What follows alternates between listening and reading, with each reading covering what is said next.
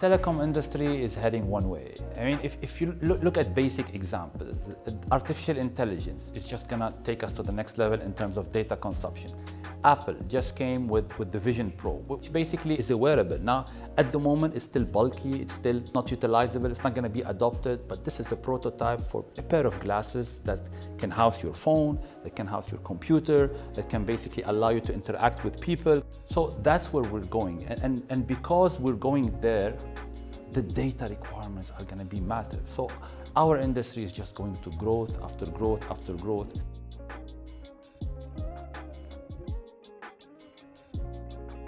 IHS, the company that I founded 25 years ago and currently run, is one of the largest digital infrastructure platforms in the world. We operate across 10 markets, covering 800 million people. Our markets are largely emerging markets, young markets, fast-growing markets.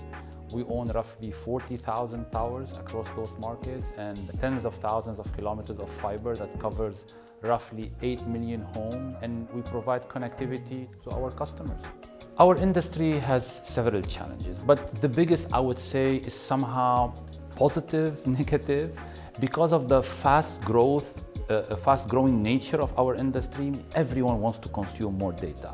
You have more people that are being born, more people that are moving into the connectivity age, which is changing by the day. My daughter, who's 7 now, wants a phone. Our children are starting to kind of like adopt the phones. And when you talk emerging markets, it's not only about the initial cost, which again is large, you're talking about the operating conditions. The operating cost is also large because we have challenges. Security is a problem, power is a problem.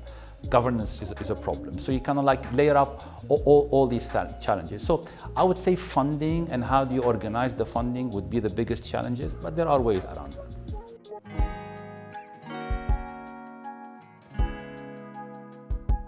I mean, at the basic layer, our business model is inherently sustainable. We provide shared infrastructure, effectively splitting the cost of building, splitting the cost of running, and of course, kind of like minimizing the harm done to the damage to the environment through that. But there are, of course, other layers. I mean, because most of our markets do not have electricity, we need to provide power to the sites. Thus, diesel is largely what you use. So we've been, over the years, spending hundreds of millions of dollars, probably in the billions of dollars, to try and minimize the impact of what diesel does into the environment. Leading with purpose definitely requires a different type of skill set, in the sense that you still need the traditional skill set of being able to manage balance sheet, manage P&L, manage investors, manage that aspect of life, manage the operation itself, but you have to be ethical at the core. You have to be mindful of the impact of whatever you're doing on the environment, again, on your employees, on the countries that you operate in. Ethics is at the core of it. That's kind of like the mindset shift that you need to undertake when you're leading with purpose. Communicating your purpose to your employees is actually two-way.